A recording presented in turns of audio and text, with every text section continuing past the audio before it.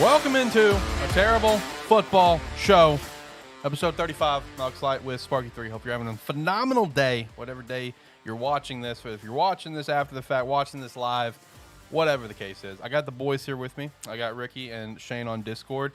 No Shane camera, so I put this picture that I've officially dubbed Sexy Shane from a it's either he's either trying to seduce you or he's trying to threaten you. It's up to you how you perceive that. But boys, how we doing? How we feeling?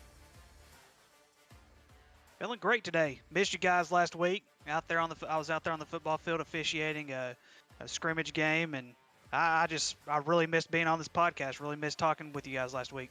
That's right. That's right. Hey, shout out to episode 1 of your podcast, talking sports with Ricky and Forrest. For episode 1 of season 2. So shout out to that. His YouTube is down in the description below, so make sure to show him some love. He did some officiating last week. Overall, how was that? Did you have a good time? I did. Learned a few things about Dumas, because Dumas is where I was at. Had Dumas, the junior high played Watson Chapel. That was a pretty good game. Well, both of them were actually good games. Then the senior high played Drew Central. They were not expecting Drew Central to be very good this year, and turns out Drew Central isn't that bad. They're actually very, very impressive as far as this season goes. But yeah, as far as like officiating goes, man, of course, I had Warren and Little Rock Central on Thursday night. That was interesting. And so I'm just ready for it. You know, it gives me a totally different perspective on officials. A totally different perspective. Oh my gosh! Are you gonna be at their defense a lot more? I probably will be. Okay. To be honest with you, especially now that I know what they're looking for, which I kind of already knew, what they were looking for to begin with. But now I understand some of the do's and the don'ts, why they call this, why they don't call that, right. Things like that. There are certain situations now I understand fully now why there are some situations where like, why wasn't that called? So yeah, so now right. I can definitely somewhat come to the defense of officials, and then there's going to be times I'm probably not going to get to defend them as much, but. Like I said, it is what it is. I'm just ready for football season. Yeah, me too. And I'm looking forward to hearing more of your officiating journey. I think Shane is here right now. Shane, how you doing? How you feeling? Yeah, he is. Okay. I'm pretty good. I'm here. As far as the photo, yeah, honestly, dude, I rock with it. Honestly, I may just toss that up every week from here on out. Like I said, it's either sexy Shane or he's trying to kick your ass. It's one of the two. It depends on how you perceive it. Yeah, for real. My biggest question, Rick, is how does somebody go about becoming an official? So the process is actually a lot more simple than what people think it is. You actually go to the AAA office, which is on the website, ahsaa.org. You click for the officials, which is the AOA, which is the Arkansas Officials Association, and it gives you the scenario that you have to go through in order to become an official, whatever sport that is. I highly recommend that if you do it, I highly recommend you sign up when the sign-ups start, which is usually at the end of June when they get everything set up for the next year. And there's actually a new website called Dragonfly that you actually get set up at, and it gives you step by step how to go through it and everything like that. And then after you're done with that, you find out who's in you actually go to this big meeting in Hot Springs, and you find out who's in your area, and you get connections through that way in order to get games. I've got one game that I have that's outside of my district that's actually going to be at Bauxite next week, which is it's going to be an 8th grade game, so I can't call Friday night varsity games at Bauxite because I graduated from there. But these guys, they actually help you get experience throughout the rest of the year if you don't have the connections that you do in your district. So, for example, like I'm in District 8, which is basically Jefferson County all the way south through Monticello, Lake Village, Crossett, that entire area. And District 8, I was able to get connections. I was able to find out who actually schedules games. And this guy, he wants to, he was able to, I was able to get a hold of this guy. I was able to get some games scheduled for me. Right now, just Thursday night games. I probably won't have many Friday night games this year with this being my first year. But it's just that simple. But there's actually others who will reach out to you if you're a first, second, third year official. They'll reach out to you and say, hey, we've got a slew of games here that you can have. If these are around your area and you want to work these games, hey, by all means, let's do it. And so, but yeah, I've officiated 2 or 3 games so far, and plus I was able to go to a clinic at Robinson the Saturday before last, and I was able to get even more experience through that. So yeah, it's fun, it's exciting. One of the things I will tell y'all, it's not for everybody. You gotta have a little bit of thick skin. But if you're wanting to officiate football, you're wanting to make just a little bit of extra money. And because, like I said, it's not about the money, guys. I'm gonna tell y'all right now, it's definitely not about the money. You gotta love the game. Yeah, it's about the got passion. to love the game. Yeah. And I'm telling y'all right now, we are so short of officials in the state of Arkansas. It's not even funny. From my understanding, the big meeting that we had in Hot Springs, which was in the middle of July, from my understanding, the state of Oklahoma, they're so short of officials right now. They're having to call high schools back and saying, look, we don't have enough to cover high school football on Friday. You're going to have to play Thursday night, Friday night, and Saturday night. They're having to mix all kinds of stuff right now. Ooh. And if we don't do something soon in the state of Arkansas, it's going to get to the point where we're going to be playing on Friday and Saturdays. Oh, well, there you go, Shane. There's your opening to get into officiating. Also, shout out to Steve in the chat. That's why I was laughing. I'm sorry, Ricky. You were going on a great motivational spiel, and Steve just made me lose it. The first thing that Steve said is referring to Shane's the sexy Shane picture is that Shane, he would apparently give you a how you doing? But then in terms of what Ricky's talking, Steve said it's all fun and games until you're being bribed by a 40-year-old mom, and then he followed up with, but does she have a soccer mom van? So shout out to Steve. Also shout out to Tyler in the chat as well. Appreciate you. Oh man, well that was a good breakdown there. So if you are watching this live, make sure to subscribe to the channel if you haven't already. Drop a like on this, we'd appreciate that, as well as if you're watching this after the fact or on the media audio platforms. Okay, few things to go ahead and just kind of announce some in-house stuff here. Number one, I do want to give a shout out. Tyler brought this to my attention yesterday, that a longtime listener of our show, I believe he's been listening pretty much since the get-go last year, name is Mason. He is Tyler's stepbrother, I believe. He is unfortunately going to miss his entire senior season of football due to an injury. He's got to get surgery. So big T's and P's there. Big shout outs there to Mason. Appreciate the support that he's done for the show, just listening and everything. Appreciate that, my friend. The other things is I want to give a special shout out as well, because we have a new sponsor. Wayward Beard Company is officially partnered up with us. Shout out to Tyler for pulling the strings on that one, making it happen. I can't wait to get my product. Should actually be here like tomorrow, if it's not like already on my front porch right now, maybe. I don't know. Looking forward to that. You can use promo code SparkE3. You get 10% off over at Wayward Beard Company. That link is down in the description below. And of course, make sure to join the Discord. Join the Discord. That's linked down below as well. Okay, jumping into some talking points, though. The first thing I do want to shout out, more in-house stuff here. So if you're new to this show and you don't know how we do, predictions and call games stuff, allow me to break it down for you. Obviously, if you listened to the show last season, you know how we handle it, but allow me to fully explain it. So normally the way we do it, we're calling every single NFL game start to finish. All season long, it's what we do. For college, obviously there's a lot of college games. We're not calling everything. I mean, I don't give a shit enough to do that. So what we did last year, of course, we have 3 game of the weeks that we always do. We have the FBS game of the week, FCS game of the week, and the terrible game of the week that we all collectively handpick. And then last season, how we did stuff is that the remaining 12 games, we go for a 15 game amount. We'd all just pick games we want to call. It'd usually all be different. We'd be calling a large slew of games. This year, we're going more uniform and streamlined here. So we're all calling the same 15 games. So we'll have the 3 game of the weeks and the remaining, and we'll pretty much always have ranked versus ranked matchups. And then whatever's left over, like we'll just, each the 3 of us will pick some games. And the reason I'm explaining all this is because for this season, we're not just doing it with, within ourselves here, in-house and me recording all the games and stuff.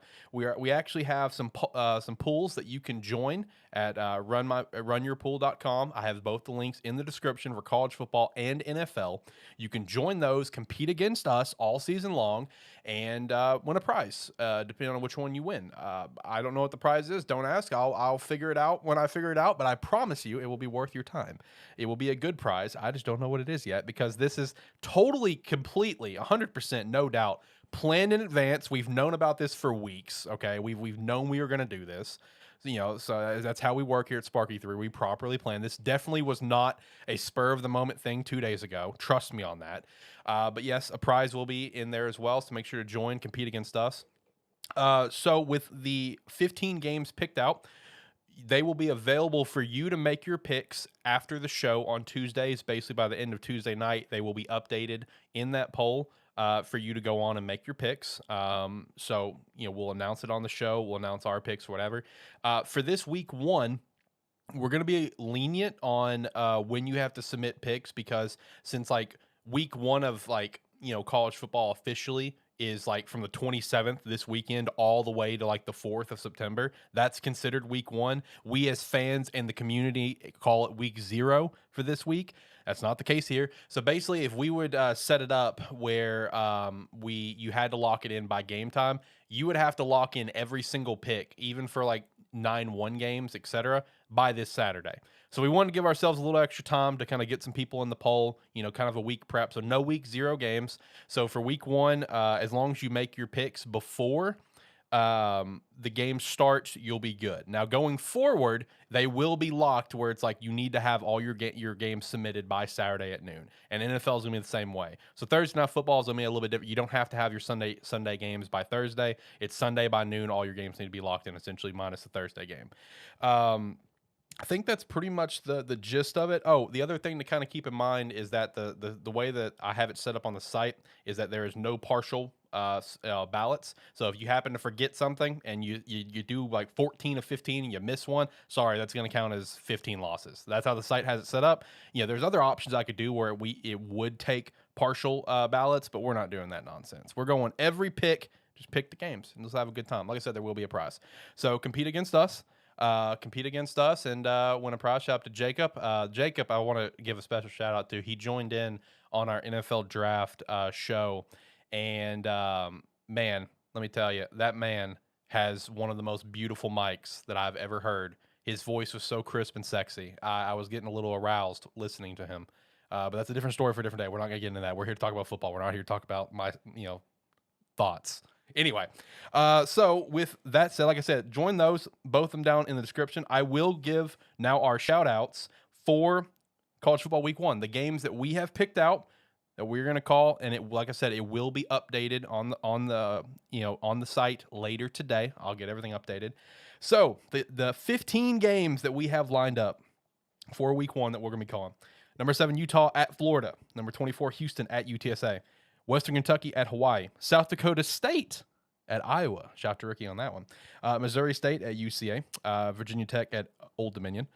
North Carolina at Appalachian State. Colorado State at number 8, Michigan. Number 4, Clemson at Georgia Tech. Number 5, BYU at USF. Number 11, Oregon at number 3, Georgia. Number 23, Cincy at number 19, Arkansas. And then for our FCS game of the week, we have Florida A&M and Jackson State. Our FBS game of the week, number 5, Notre Dame at number 2, Ohio State. And my favorite one, every single week, all season long, the terrible game of the week. So I want to point out, there are probably some other games that could have better fit a true terrible game of the week. But when this concept was randomly created on the spot with me and Tyler, the first game that we created it with was Vandy and UConn. That's where it started last year, just out of the blue. So it just felt right. It felt full circle to bring it back to UConn. So our terrible game of the week will be Central Connecticut at UConn. A UConn battle, a Connecticut battle to really kick off the terrible game of the week series there. So shout out to that. Like I said, those links down in the description below. Make sure to join. Got lots of chatting going on. Yes, much love, of course, man. Appreciate you. Absolutely. Steve, calm down now. Calm down. So let's go ahead and jump into some stuff, boys. Let's go ahead and jump into stuff. We'll knock out some NFL topics, and then we're going to jump into some college stuff. So one thing we're going to be doing today for college is we're going to be going through our favorite teams' college schedules and giving predictions, but we're not going through our personal favorites. So obviously here on the screen, we've got all of our favorite teams all over us, whatever. So like, I'm not going through Miami. I'm not going through Hawaii. I already did that, but the boys have not, for example. So I'll be going through Arkansas's schedule and giving my thoughts on how they're going to go. Shane will be going through that over there. Shane will be going through Miami for me, as well as Arkansas State for Ricky. Ricky will be going through Hawaii for me, as well as Oregon. And so that way I have a second team. In honor of Tyler, I will go through Penn State. I figure it'd be fun, outsider looking in sort of vibe, see how we're going to do. So we'll do that here later on in the show. But let's go ahead and just air out some stuff. I feel like let's go ahead and get the bad stuff out of the way, and then let's get into some good conversation. So Deshaun Watson's suspension is finalized. It was going to be 6 games for sure. That's what it was locked in at. There was set up to be the appeal. Looked like Roger Goodell was turning babyface there from his long-time stance as a heel. Suspended 11 games and fined $5 million. $5 million to slap on the wrist for that contract that he got. And man, his first game back is going to be at Houston. Like, this is a crock pot of shit up front. Number one, first and foremost, this is a disappointment to the league up front. All right. And especially out of the 3 of us here on this show, I am by far the bigger NFL fan. You guys are very clear college fans, number one. I'm NFL fan, number one. So like, even, for me, like, this is a massive, massive disappointment for the league. This is embarrassing for the league that it wasn't at least a season, especially with all the hype that was leading up to it. Where it's like, oh, it's going to be a slam dunk. There'll be at least a season. And then a $5 million fine. Man, that's a slap on the wrist for him. With the $230 million he got guaranteed, the signing bonus he got of 45 something million, plus whatever else he had money wise in the pocket from before from his last contract. This is a slap on the wrist and an absolute disappointment. It's pathetic, and the fact that it's coming back to at Houston is his first game back. Man, that tells me that they may have been looking at like a 12-game suspension. It's like, oh, but you know what? He comes back. If we do 11, he'll come back to face the Texans. That's a great storyline. That's some shit, bro. Like, there's no way that's a coincidence. What's you boys' thoughts on this? Because this is just embarrassing. Ricky, we'll start with you. What do you? Because you are the most vocal about this. This is ridiculous. So, Alex, I'm going to disagree with you on one thing that you said. $5 million fine may be a slap on the wrist for the money that he makes, but $5 million, I do not recall a player, owner, coach, or anyone in the history of my life that I can think of off the top of my head. You guys may be able to think of this at the top of your head. I don't know. I don't know anyone that has been able to that's had to pay that much of a fine. That is over 10% of next year's salary. And I understand that he's an athlete. I understand that he makes enough money, for the rest of his life. They all do. I mean, that's just the bottom line of it. But when it comes to as far as like a percentage wise goes, when it comes to the dollar amount, I'm okay with a $5 million fine. I'm still not okay with 11 games. I said it before. I've said it again. 2 years should have been the minimum, in my opinion, that he should have received. I do commend, however, the NFL for appealing the 6-game suspension. They didn't take much time at all to appeal it. They said we're going to appeal it. We're going to get this done. And I don't think necessarily that Roger Goodell necessarily became a babyface at this point, Alex. I think it was just the point of the NFLPA was willing to negotiate this and get it done very, very quickly. And I think they did get it done in a timely manner. Am I happy about it? Absolutely not. Now, one of the things I will say about this that really digs underneath my skin, and this is going to be the final time I talk about this, guys. We can bring this up on the show as much as you guys want to, and I will respect it. But this will be the last time I discuss Deshaun Watson, because I'm also one of those. It's time for me to move on with me being upset, with me being mad about this. I've got to move on from this, because I'm a huge believer in second chances. I just am, and I wish Deshaun Watson the best. Tyler sent me something, Alex and Shane, last weekend, or this past weekend. He sent me something from someone, I guess it's a friend of his. I'm not going to call this friend out. I'm not going to say his name, but I am going to say this much. If you think this is a racial issue, that is beneath you, and you need to shut up and learn how to do your research when it comes to stuff like this. This is what this person besides, here's something else I want you guys to take a little bit of a lesson on before you post something on social media. I know exactly what you're talking about. I am going to see this, and people are going to see how stupid you really are. So here is the bottom line. This is what was put on Facebook. Ben Roethlisberger was charged with rape and started 15 games, no problem. First of all, he was not charged with anything, the same as Deshaun Watson. They were both the same exact case, sexual misconduct.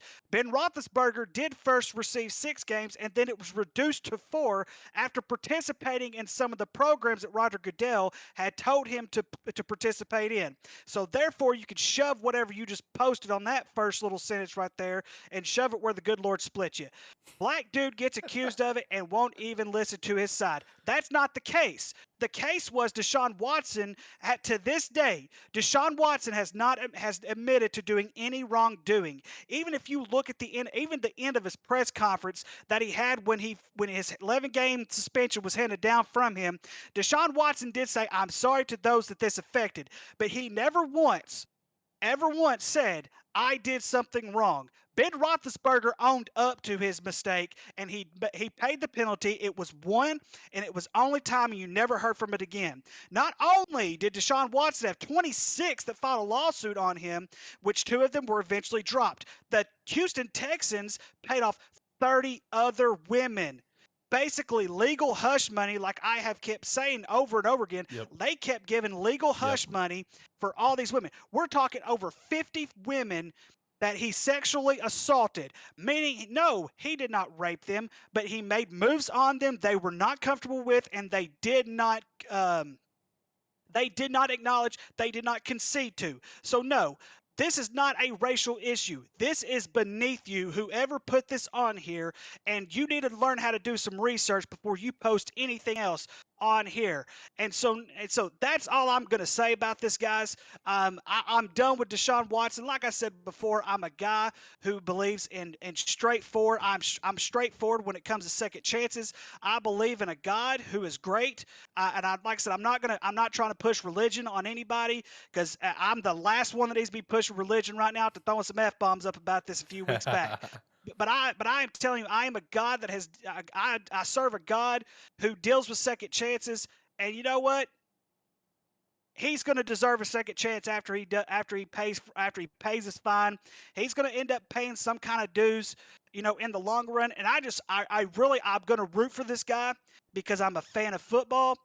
But I really hope this guy gets his life turned around. I really hope Deshaun Watson gets his life turned around, and I really hope we never have to hear anything like this happen ever again, because this is just, it was, like I said, it was ridiculous. But I do applaud the NFL for appealing it, even though I do believe, Alex, that if the NFL would have come out and said more than a season, instead of coming out and saying, okay, he needs minimum at a season, because this is how negotiations work. When you are someone that's getting accused of something and they know you want to serve this maximum time, you can negotiate and go a little bit in between that. Had they said 2 years, Alex, he probably would have gotten the full season, but the NFL screwed up on that part. But I'm moving on from it. That's all I'm saying about it. I will say one thing, and whenever I was leading off with the topic, I should have led that off. So I'm glad you brought it up in the sense that you did.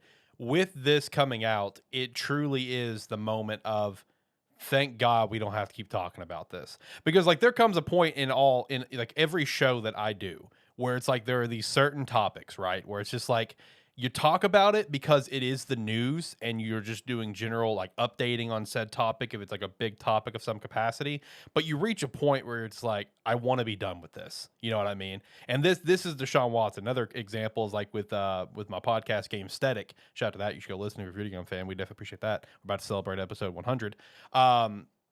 We had this big conspiracy theory last year with this company called Blue Box Game Studios, that they were actually Kojima, the creator of like Metal Gear Solid and stuff, this whole time. And it would drug on way too long, but we were just talking about, because it was like a big thing. And it's like, we got to a point where like, all right, I'm kind of done talking about this. Like, can we move the fuck on? And it's kind of the same thing here, like with this suspension coming down, while we as, people that do the news or do podcasting or live shows on YouTube or whatever, while we can be done with it, he never will. This will be with his career forever, just like it was with Ben.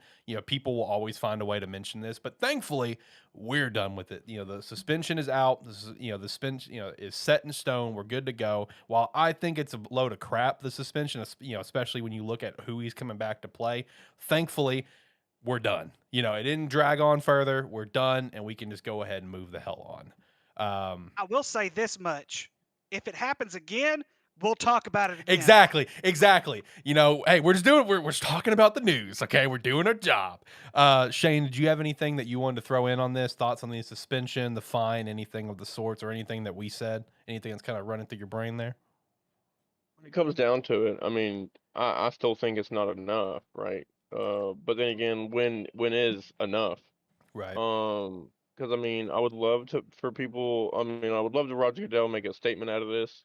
He's in a position to do that, but at the end of the day, it's what Ricky says. It's a negotiation. Because he was never charged.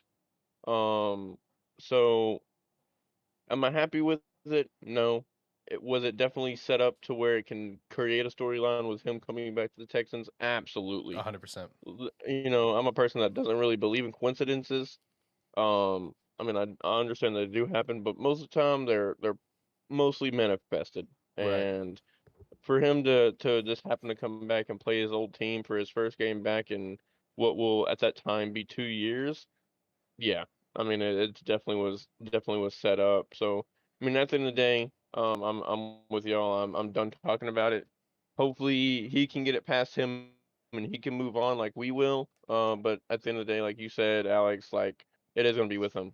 You know, like it was with Ben, like it was with Michael Vick, and I mean it's a stain on his career Yep. that hopefully he'll do great things in the community and on the field that it'll be a blimp on his career, but for the time being, his career is wrapped around it, and it probably is going to be for the next 5 years or so until he does start showing improvement. Outside of football and inside of football. Agreed. And one thing that you did say here, which we can use as a beautiful segue, is he'll be coming back playing against his former team. Well, speaking of playing against their former teams, to no surprise to literally anyone, Baker Mayfield has officially been named the starter for the Carolina Panthers. And of course, week 1, Cleveland is coming to visit Carolina Panthers. First off, I mean, I don't know anyone that would be shocked by this. I mean, I understand you're paying, Sam, 19 mil, but I mean, you traded for Baker for a reason, so it makes sense that he's a starter. He looked pretty well in this preseason, and I will say this season got a little bit more interesting though, because unfortunately Matt Corral, he went down with an injury that's going to basically sideline him for the entire season. So if this season goes to shit, like we all think it will, there is no oh, let's just throw Matt in there. We drafted him. Let's see how he is, sort of thing. It's just gonna be flipping between Baker and Sam. So the reason I want to bring that up is it will make for a very interesting offseason for Carolina. You know what I mean? Because they won't have any opportunity to see if Matt can be a guy. You know what I mean? Since he is going to be now missed the entire season. So I do want to ask you guys this as well. With that first game, you think Baker's going to get some revenge there? Or do you think Carolina's going to Cleveland's going to walk away with that dub? Because while Cleveland doesn't have their quarterback, Jacoby Brissett can play, he's not a terrible quarterback. He's a mid-range, he can do something. But you got to keep in mind they got a couple good running backs while Hunt's kind of, on the outs right now. He wants a new contract. They got good receivers, really good defense. I think people underestimate just how good Cleveland can be even without Watson, because they do have a good team. It's just, they don't have their quarterback. Right now, looking at a sports book here, Cleveland is actually plus 100 money line. So Carolina is favored, minus 120. How do you guys feel towards that game? You think Baker's going to get revenge, or you think Cleveland's going to shut Baker up? I think Baker gets revenge. I think Baker's going to go out there. We're probably going to see him play one of the best games of his life that he's ever played. At least that's the way I would feel if, this Cleveland Browns organization entrusted him in becoming a franchise quarterback. And you saw it with the commercials that he did, with the endorsements that he had. Everything he did was around the Cleveland Browns, like every little thing that he did. And I'm not going to say that I blame Cleveland for wanting to move on and try something different. Yep. But I think the fact that you went out and got Deshaun Watson and paid him all this kinds of bukus of money after being away from the NFL while Baker Mayfield was still playing in the NFL during that time, Deshaun was, taking care of his legal stuff. That's kind of a low blow personally, business wise, yes, because there's always a business side, and there's always a personal side to it. Yeah, yeah. But I mean, personally, I mean, Baker should go out there and play the best game of his life. I mean, that's just all there is to it. And he needs to show, like, to me, he has something to prove. He needs to show the Cleveland Browns, hey, you made a mistake by wanting to get rid of me and trying to get somebody else, which ended up they did. But you know what I'm saying? Yeah. He has a lot more to prove. And don't forget, even though he's coming off an injury, Christian McCaffrey is still one of the best running backs in this league. So Yep. do not count out Christian McCaffrey. If he is fully 100% healthy, I don't care what defense he's playing, they have a chance to beat the Cleveland Browns in week 1. Steve threw out in chat, Baker throws 3 picks and Cleveland runs 250 yards collectively and wins by 8. I mean, that's possible too. That is possible. Both Very sides, true. yeah, both Very sides are, true. yeah. And then he also says until his glass body shatters, referring to C-Mac. Also true. Also true. I feel like that's gonna be one of the better games to watch week 1. Personally, it's one that I'm gonna tune into, for sure. And I'm in the mode where I want to see Baker just go off. I really do. I like the energy that Baker brings. Okay. I really do. I always have. Okay. I like the energy that he brings to a team. So I want him to have that revenge moment. I genuinely do. You know, Shane, what about you? Because I know you were hoping that Baker would go to your second favorite team, Seattle. You know, are you on the stance with us where you want to see Baker just get an absolutely beautiful revenge game? Absolutely. Mostly because I've always been a Baker fan. Right. I know how good of a quarterback he can be if he has, his T's crossed and his I's dotted. When he's playing to his full potential. Now as far as team wise, I think he left a better team. I I will. think Cleveland Yes. all Yes. around is a better team than Carolina. But so I mean, it's going to be more on Baker's shoulders to win that game. Right. It really is. Especially if Christian comes out and looks shaky, the first quarter or so, because I mean he has been down with injury. Um, so as I would love to see Baker come out and just throw for 305 touchdowns and put up all these crazy numbers. Is he gonna do it? I don't know. We have to wait and see, in my opinion. But as far as them naming Baker the starter, I think we all agree Baker's a better quarterback right now than Sam Darnold is. Oh, no doubt. Mhm. And on the flip side of this, I think that, you've been on the Matt Rule kind of being fired after this Yep. year. I think this gives Matt Rule an out to not be fired, right? Because he's like, okay, well, the guy I drafted is now hurt and haven't had potential of getting him in to see how well he does. So now I'm having to deal with a guy that we've traded for and, Sam Darnold. Which on the flip side, Matt Rule has some experience, playing or coaching against Baker. I'm pretty sure he was at Baylor Yep. when Baker was at Oklahoma, right? Correct. So I mean, he knows who Baker is for the most part. So I mean, that'll help him out. But at the end of the day, I think this will give him an out to at least be around one more year. Well, it depends on how the season comes together as well.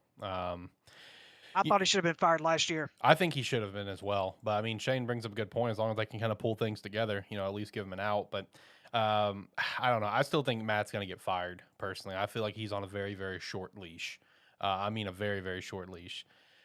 Speaking of being on a short leash, the other question that I had, and this is this is an interesting conversation because like out of the three of us, I think like me and Ricky especially have been very adamant that it's going to take some time. I could be wrong on Ricky. Ricky, I may be drawing a blank on how you felt on this. I feel like you were in the same boat as me where it's going to take time. Meanwhile, Shane was over here saying week 5, week 1, it's happening.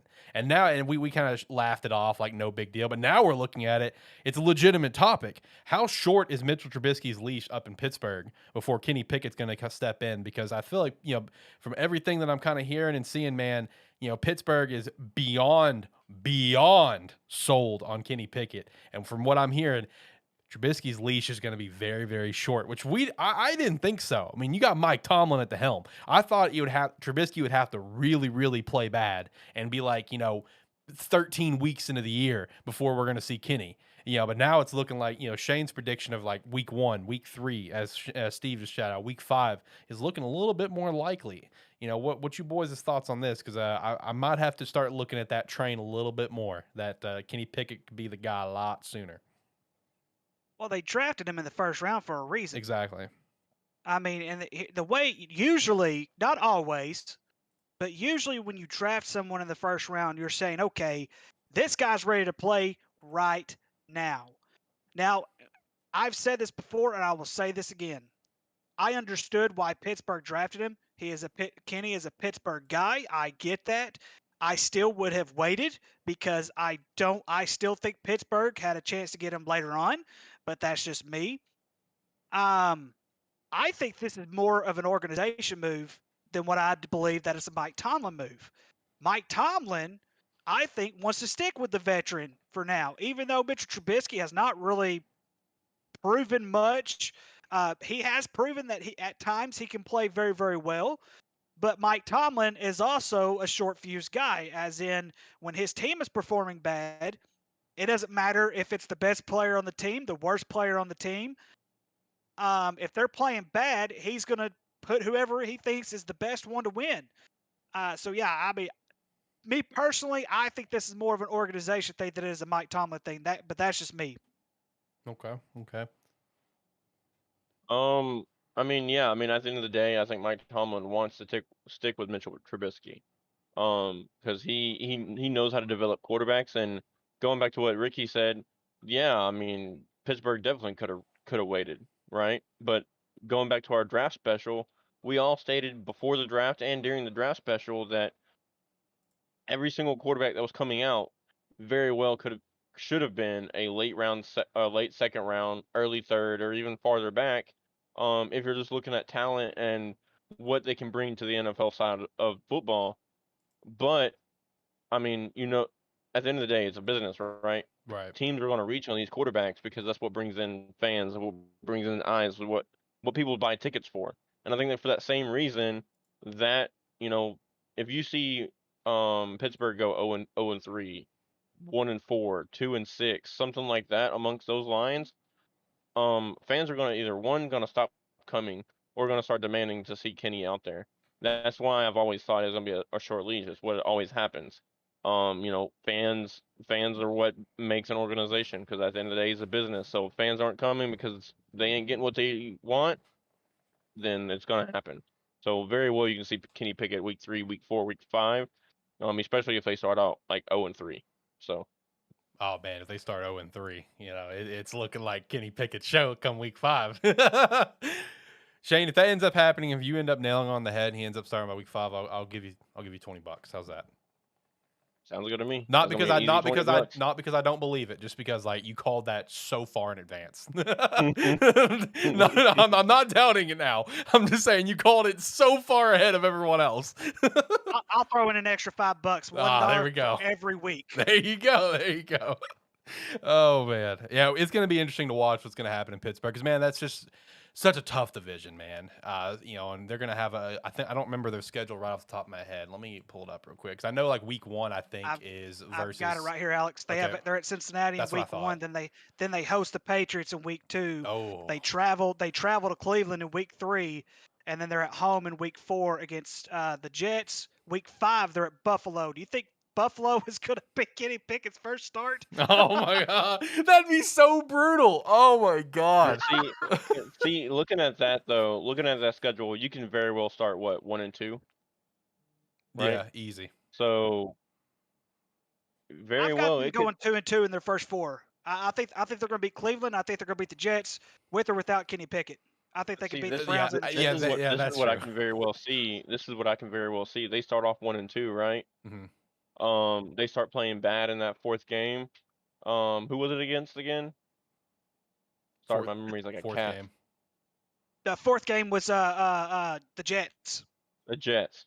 I can see him start playing Mitchell Trubisky be bad in the first half against the Jets for whatever reason. Pittsburgh thinking that, hey, we're a better team than the Jets. There's no reason why we should be losing this game, or it should be competitive.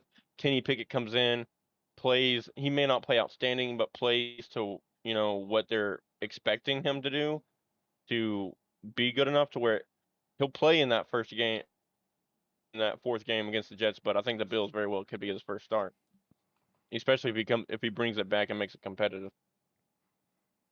Yeah, I definitely agree to that.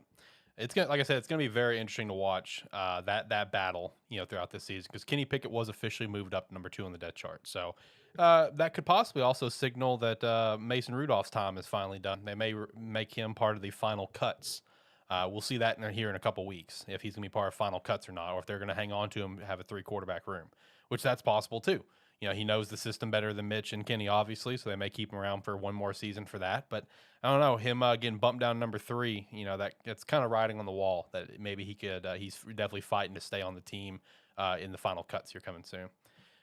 Next thing we got, last NFL related topic. We're gonna jump over to some college stuff. I thought this was interesting. This came out of nowhere. Man, because it was during the UFC event this weekend, where Dana White of all people revealed to the world that there was a deal in place for Brady and Gronk to go to Vegas, and John Gruden blew it up the last second. Brady was already looking for houses already and everything. And if you guys remember when he was a free agent, right, there was a lot of rumors coming out from his camp that when one particular team or whatever didn't end up offering him a contract or whatever it was, there was rumors of him saying, "You're going to stick with that motherfucker," was the exact quote of Tom's. Now that we know this, we're looking at it.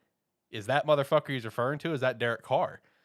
Because now that we know this, it could be Derek Carr, or it could also be Tennessee, because Tennessee was in the midst, and they kept Ryan Tannehill over Tom, which seems a little bit more likely that he would say that towards Ryan versus Derek. But man, that's a wild situation. Do you guys think that Tom was referring to Derek Carr there? Because like I said, the deal was apparently done.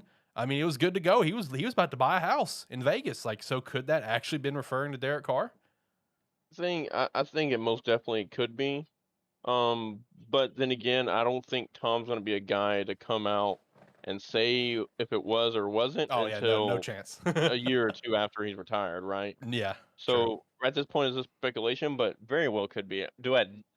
Is there any doubt in my mind that he and Gronk could have went to Vegas? No, not at all. I think very well they could have been in Vegas. With just how that team's built and where they are located.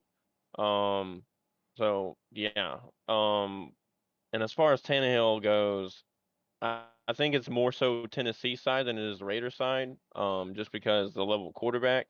But at the end of the day, you got to think who Tom Brady is, right? Mm-hmm. To him, every other quarterback's shit compared to him. So I mean, true. It could be an ego thing too. So who knows? Which he is. He's a very cocky individual, and which fair. Fair. Yeah, I mean he has the accolades in the ring to do it. Exactly. So I'm not gonna hold it against him. Ricky, how you feeling about that? Especially since Raiders are your second favorite team.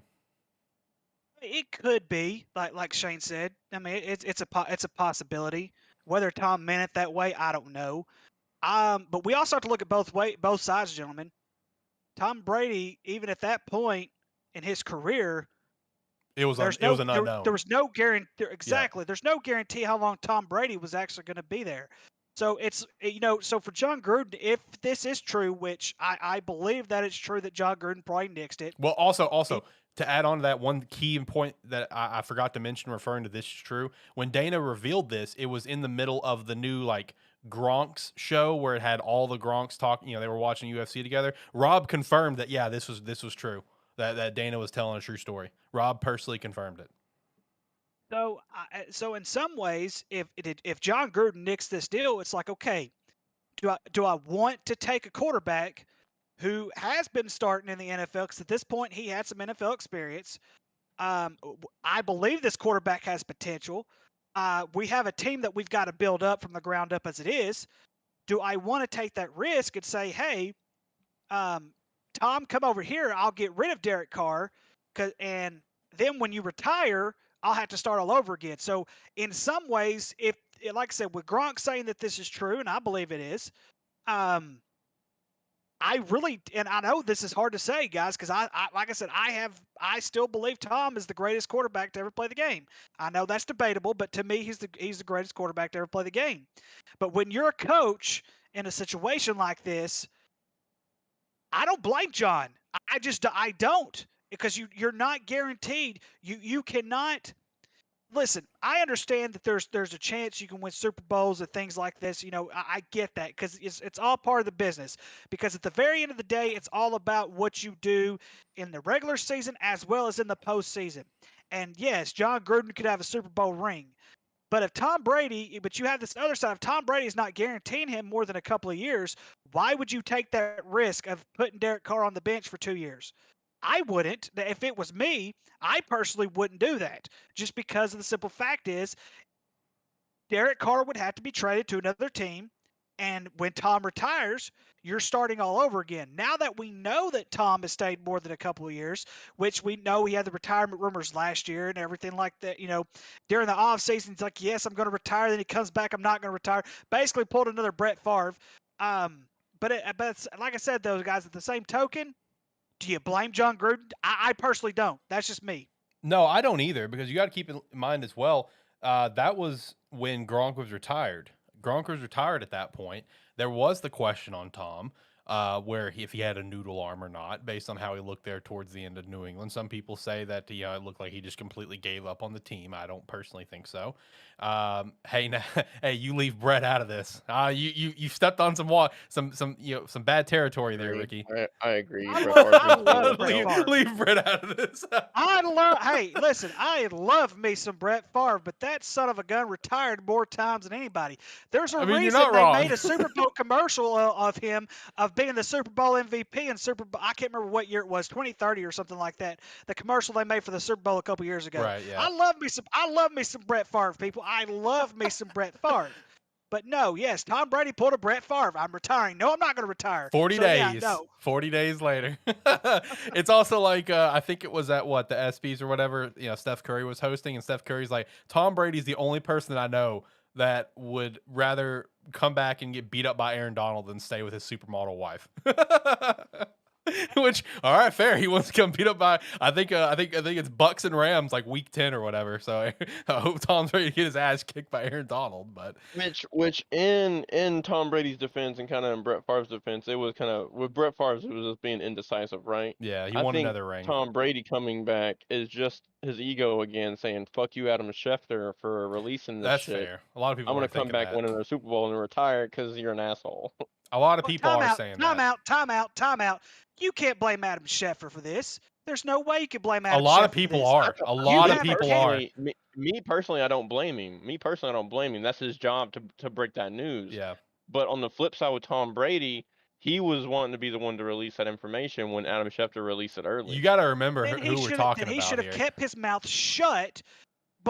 He should have just kept his mouth shut. He shouldn't have even told anyone. There were people in the camp, in Tom Brady's camp, that surrounds him, his agent and all of other kind of stuff. Because even his agent came out and said he was probably going to retire. So no, when you are a guy like him and you're indecisive on retirement, you keep your mouth shut. You don't tell nobody, not even your wife, hey, I'm thinking about retiring, because you and I both know Gretchen wants him to retire. Like, she wants him out of the National Football League, which I don't blame her. He's old. I mean, yeah. Plus dealing with that for so many years, that schedule. Very true. Yeah. I mean, it's just it's brutal. I mean, it's brutal, because if you guys, all right, so let's take a Brett Favre for example. Okay. There was a summer Brett Favre did not tell anyone he was going to retire. He was really contemplating retirement. This was after the Minnesota Vikings had lost. I believe it was the NFC Championship game when they got beat, because he was beat up and he did not want to come back. They went some of the members of the Minnesota Vikings, the team members, the management, everything, flew down to Mississippi to pick him up. And what happened the very next season? He got beat up even more, and he didn't have a great year at all. He wanted to go out the way he went out. So, yeah, I mean, like I said, I'm not saying that's going to happen to Tom Brady, but at the same time, all he had to do was keep his mouth shut. You keep your mouth shut, you don't tell anyone that you're contemplating anything. True. Yeah, that is very accurate, because I don't even know how many people he told. I think it was just a couple people in the building, so I don't know how it got back to. I wouldn't want to come back to that either. Fair. I don't know. I don't know who it could have got to with Adam Schefter, but I mean, in terms of like the point that Shane makes about the middle finger to Adam Schefter that he wants to go out in his own terms, that's just Tom. So I mean, like, while we may not say like, hey, don't blame Adam. No, that's just Tom, bro. Tom, don't forget, Tom's a petty motherfucker. We've seen it all throughout his career. He is. That's just Tom Brady. So this is Wait, gate suspension. F you, Roger Goodell. I won the Super Bowl. Yeah. I came back down from 30 points. Exactly. That's just Tom Brady, man. So you never know how that's gonna be. But no, that was fascinating to hear that news. I watched that clip the other night about Dana White talking about it and Rob confirming it. I'm like, wow, this is that's a very very fascinating thing there. Let's jump over to some college football, which I know probably just perked Shane up just a little bit, if you know what I mean. All right, so Yeah. we had some big news come out this week. This is big news because it's also it opens up like, okay, what's going to happen next? Not only for this conference, but for even other conferences, like let's say SEC. Like this is big. This is massive. You know, groundbreaking, historic. Big Ten has finalized a 7-year media rights deal with Fox, CBS, NBC, Peacock, and FS1 worth $7 billion to $8 billion. Billions. That's massive. It goes into effect in 2023. With this, they are aiming to expand up to 20 teams. They currently got 14 with 2 coming, so there's 4 teams left. And Oregon has entered the prelim talks to confirm, hey, are we part of your plans? Like, you know, are we in your thought process about this? So the big question is, and who could be the 4 teams for you guys? Because again, this was the commish of the Big Ten stepping up saying, yes, our goal is to expand up to 20. So in your mind, who could potentially be those 4?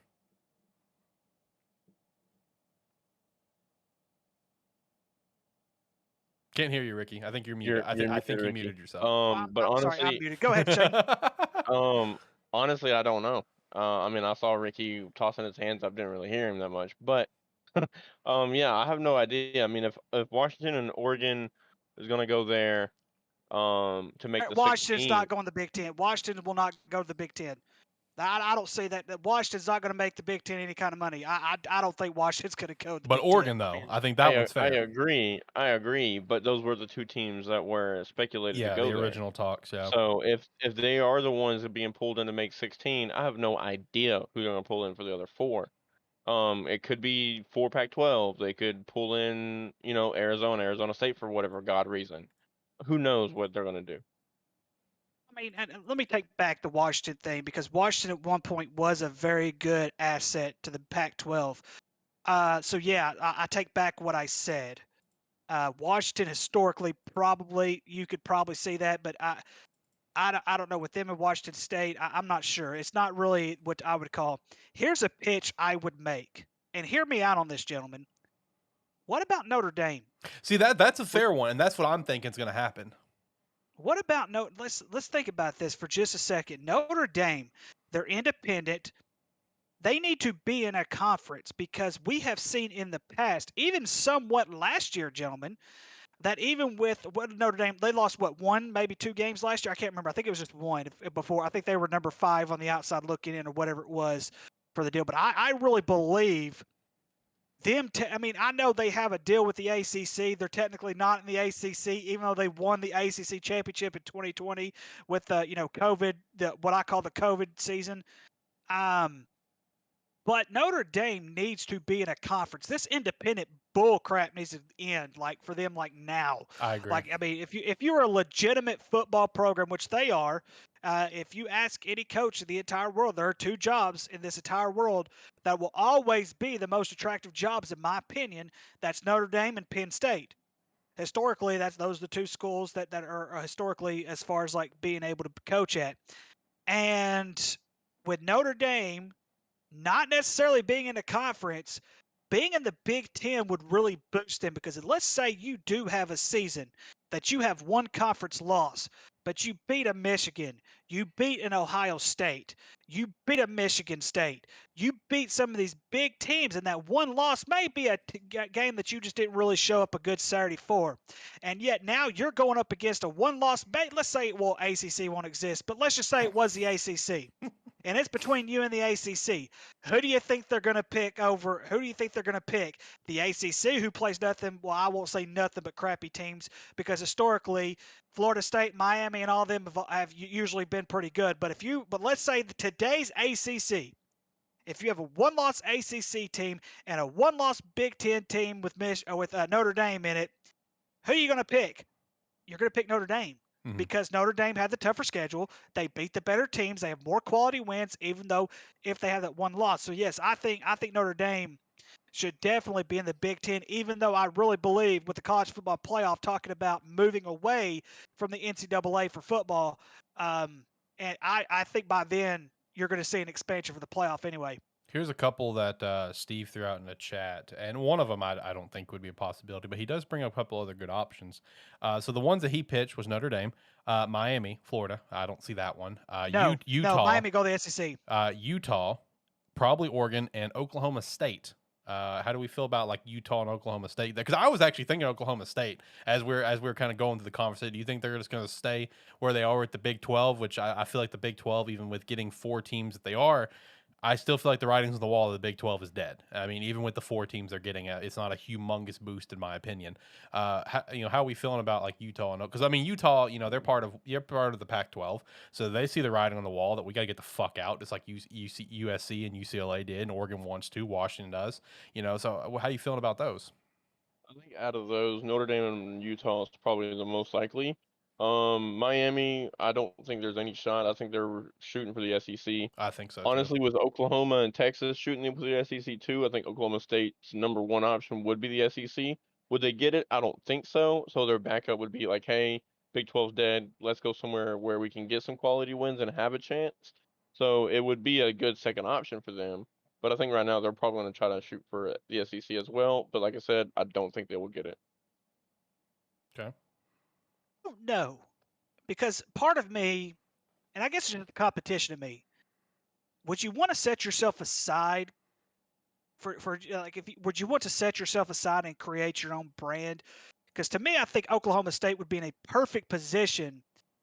Just saying the Big 12 doesn't die out. It's almost like USC in the early 2000s. They made the Pac-10, which back then it was the Pac-10. They made the Pac-10 relevant. They made a brand for themselves. True. I'm not saying that Oklahoma State's going to be able to go on that level, but let's just say that they could get on that level. Then yes, I would see them trying to create their own brand. If the Big 12 ends up dying, then yes, the Big 10 would be the only option they would really have. I agree to that. Which on the flip side, real quick with the SEC, just say Oklahoma does come in, right? Then could you see a perhaps kind of a somewhat more of a Southwest conference because we already know Oklahoma and Texas is going, right? Yep, they're locked But in. what if Oklahoma State and Baylor comes in, or TCU, or somebody like that? Speaking of TCU, that would be great. I did actually see like a couple rumors floating on Twitter that TCU is potentially a Big Ten potential team, which kind of shocks me. But I did see that floating around. Ricky's response is mine too. Oh my gosh. Oh goodness. I gracious. know, that's my response. Do I have to explain this again? Do I have to explain why we have conferences again, people? Do I really have to go in this? I wish one day I could get in front of a bunch of college coaches, athletic directors, presidents, and all other kind of stuff, and actually explain to them what competition actually means. You are literally going to destroy each other. You're going to destroy yourselves. Because here's the thing. This is not breaking news, but apparently it has to be to some of these dumbasses that run these universities. So, hint, people, when a game happens, someone always wins and someone always loses. Yep. Think about that. You're destroying college sports. It's ridiculous. You might as well become the minor league NFL team. NFL is what you might as well. I mean, that's where it's the going NFL at might this as well point. Sponsor it. Say this is going to be our minor league. Screw the XFL. This is the minor league that we're going to have, and we're going to draft you when we feel like you're ready. It's stupid. Look, absolutely asinine. Listen, once you think about it, with college football already talking about breaking off from NCAA That's football, true. like the NCAA, it basically already is, right? And at the end of the day, yeah, we can talk about competition and keeping people in regions to where we don't have these crazy travel schedules. But the thing is, at the end of the day, if they do break off, college football is going to be strictly even more of a business than what it already is. So, I mean, it sucks because I mean, Ricky, me, you, Alex, Tyler, everybody that in our age group in our area all grew up in the right time to where we can still know what tradition is in college football. But unfortunately, with how it's going for the new age, it's gonna die. I mean, it's just gonna happen. College football is going to be quickly approaching the point where, you know, the way that it's always been, of course, is Division 1, 2, and 3. Division 1 split up into FBS and FCS. Soon it's going to get split up even more, where it'll be like, you know, the peak, the middle, and then FCS essentially, because like you're going to start to see these huge conferences being made between like Big Ten and the SEC of basically all the creme de la creme, the top of the top, especially with the rumors that college football playoff is looking to leave NCAA and kind of do their own thing. Like you're going to see there's 134, 133 FBS teams currently. That is currently what is in college football. That's about to like be broken in half, over half, because like it's going to come down to where it's going to look like the NFL, where there's 32 teams essentially. Like that's the point that we're going to get to, is that it's going to be 32, like 40 teams in the top of college football, and then X amount of teams in the next level of college football, and then, you know, FCS level, which is still Division 1. Some people tend to forget that sometimes. FCS is Division 1. It's just a different level. It's like, you know, Division 1B. You know, now we're going to have like Division 1A, Division 1B, Division 1C, 1C being FCS. Like that's the point that we're reaching with these moves that are happening, where all these other teams in these conferences are just going to get completely shafted to the wayside. You know, like you know, even teams in these other Power Fives that, you know, don't really produce, you know, they're going to get shafted to the wayside as well eventually. Maybe not now. A Big Ten saying they want to go up to 20. So some of these like lesser performing teams like the Northwestern, the Illinois, the Indiana, whatever, while they're better in other sports, sure, you know, football brings in the money. Let's go ahead and just establish that up front. I know some of these schools are also in there for the academics part of the conference, so it has some prestige there. But I mean, it's going to reach a point where these teams that aren't performing are going to get the boot. Rutgers, Maryland, yeah, there's more examples. Vanderbilt finally at some point in the SEC. I know they're the academic part of it, you know, and they have a good baseball team, right? I have no fucking idea. I think they have a good baseball team. So they they excel in other sports, but the money maker they're not excelling in. Like we're reaching that point in college football. I don't know how quickly we're gonna hit that point where we're gonna basically be Division 1, you know, A, B, and C, but it's coming. And I hope, and people need to unfortunately get ready for it. While we're not fans of it, I loved like the old, you know, ways of like that we know of college football, the tradition of it, the conferences, whatever. I love that. That was awesome. While I do like the playoff, I like the playoff a lot more than just like, you know, number 1, number 2 go to the bowl game. I like the playoff quite a bit. I like the tradition though. But we're quickly approaching like what Shane's saying, where college football is just going to be a minor league, and it's not far away, at least in my opinion. I agree.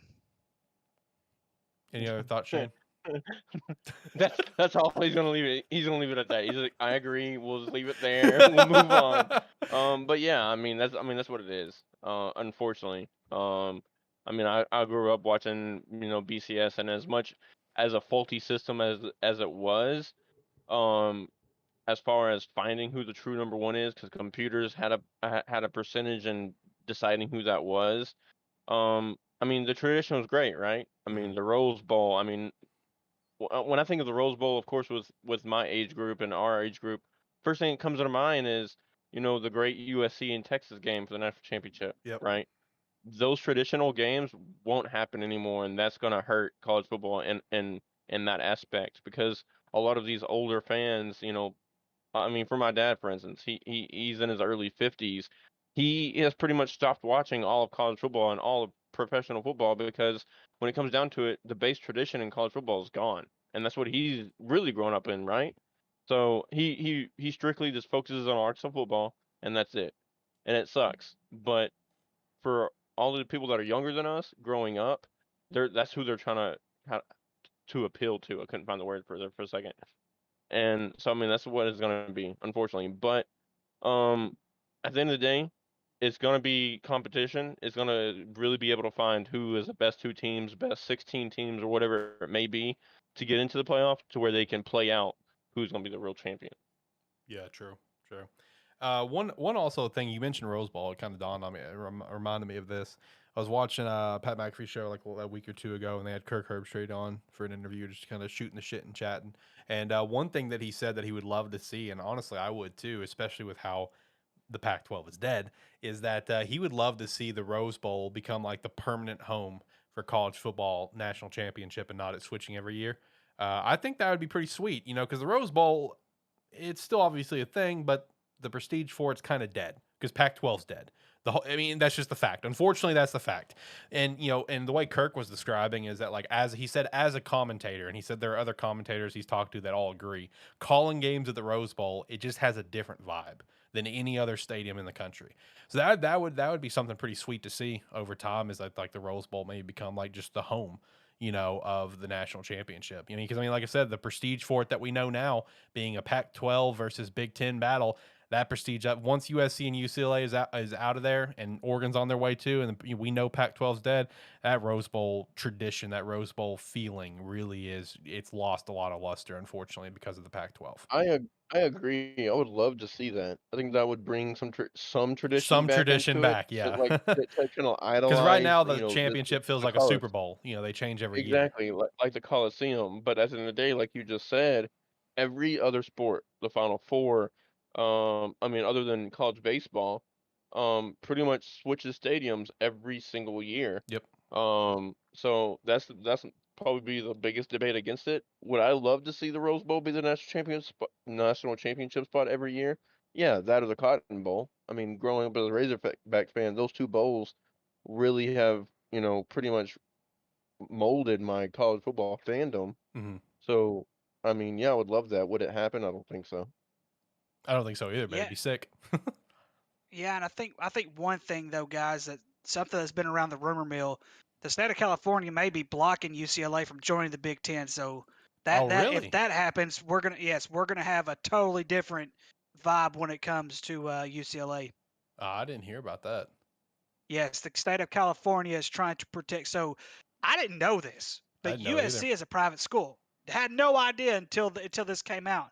But yes, the governor of California is not a big fan of UCLA leaving for the Big Ten. That he's wanting to keep the 5 public schools, I believe, that are around Los Angeles, or the 5 public schools that are in Southern California. He's wanting to keep those in close bonds. So yeah, UCLA may not go to the Big Ten. That would be interesting. I didn't know that was a potential thing. Yeah, I haven't seen about it, but I mean, I could see it. I mean, that sort of stuff happens in almost everything. Any sort of big move that's happening, there are always going to be other forces that are going to try to stop it in some capacity. I mean, hell, off topic, but it's that's happening right now in the video game industry. Earlier this year there was the bombshell news that Microsoft was purchasing Activision Blizzard. And that is a bombshell. That is a massive deal. And there are Sony right now is trying pretty hard to make sure that doesn't happen. And there are some other people in place, government wise and stuff, to my understanding, that are also potentially trying to shaft that deal, even though it's probably going to go through. So I mean, yeah, that happens in all capacities. So it wouldn't necessarily surprise me about that if Cali is actually trying to prevent that move from happening. But no, the Big Ten thing with the Final 4 teams, that's gonna be wild to see who it's gonna be. I feel like Oregon's gonna go. Oregon can make them money up front, so I feel like Oregon's a lock. But then the remaining 3, I feel like Big Ten is having some serious conversation with Notre Dame, and Notre Dame just has to decide if they want to get rid of the independence part of things. You know what I mean? That's ultimately what it's going to come down to, is if Notre Dame wants to do that. So in my opinion, I think Notre Dame's a good one. I think Utah's a good one. And then that last spot, big question mark. Oklahoma State could be a possibility. I don't know. But either way, huge media rights deal. That's for damn sure. So I'll be kind of curious to see what's else going to happen in the college football landscape. Like, see if SEC, does something on a similar level here in the next few years or so. We'll have to keep an eye on that, because those two, of course, being like the 2 main conferences. All right, let's do some predicting here. So like I said at the beginning of the show, what we're gonna do is, especially since we already done NFL, and with NFL, of course, there's only 32 teams, so kind of makes it easier just to go ahead and give records for all those. We've pretty much already done that. Actually, you know what? Before we do this, Ricky, I just remembered this. I was about I just to bring it remembered up too, this. my man. I just remembered this. Okay, so when me and Shane were doing NFC last week, Ricky was unfortunately not able to be here because he had to officiate his game, and he hyped up his NFC picks the week before when he and I did AFC, and it was because of my team, the Bears. Okay, Ricky, you don't have to talk about a bunch of teams. Just give me yours. Just give me your thoughts on the Bears. Why 11 games? What's the deal? All right, so it's all about the schedule. I mean, true. If you look at their schedule and compare it with the Green Bay Packers, the Green Bay Packers outside of the division have a much tougher schedule than what the Chicago Bears Sure. do. If I, just by looking at the Chicago Bears schedule, and I went ahead and pulled it up. You knew it was coming. I knew it was coming. And I've had it pulled up. All right, so here we go. I'm going to name some teams that I believe are going to be almost guaranteed wins just right off the top. Just because this is just me saying I have no thought process whatsoever. I'm picking the Bears to win because I'm really banking on Justin Fields this year.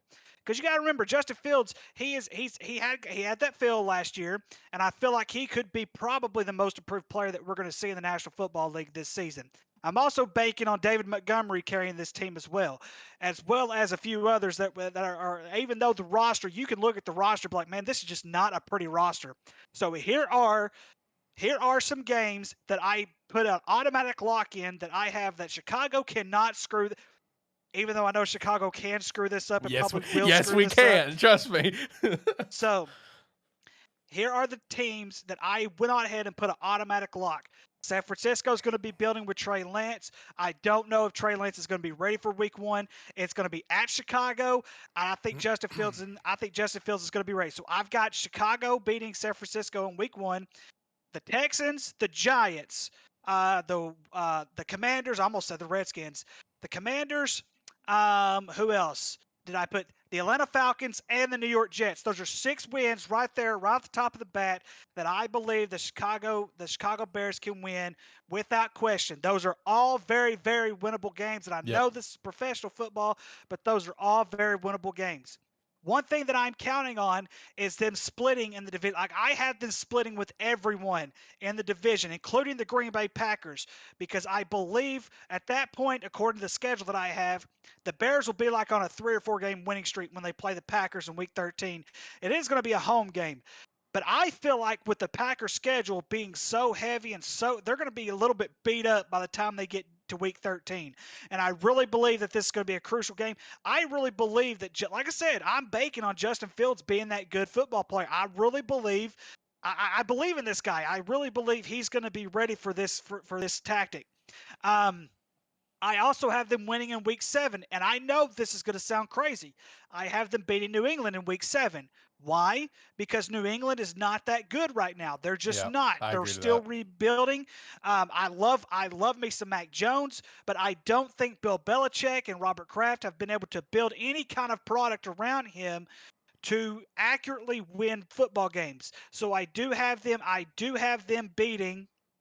I do have them beating the Patriots. I have them beating Miami at home. I understand that Miami has Tyreek Hill now. I understand that he's an explosive player. I don't trust Tua yet. So that was one of those I kind of had to flip, okay? Because I also had Miami sort of having somewhat of a good season, but I don't know how much I trust Tua at this point. And that's when I made that pick. And then, of course, I have them splitting with the Vikings, and of course, and as well as Detroit. So, if you look at it, this is what I had. Let me see here. I have them winning 12 games, guys.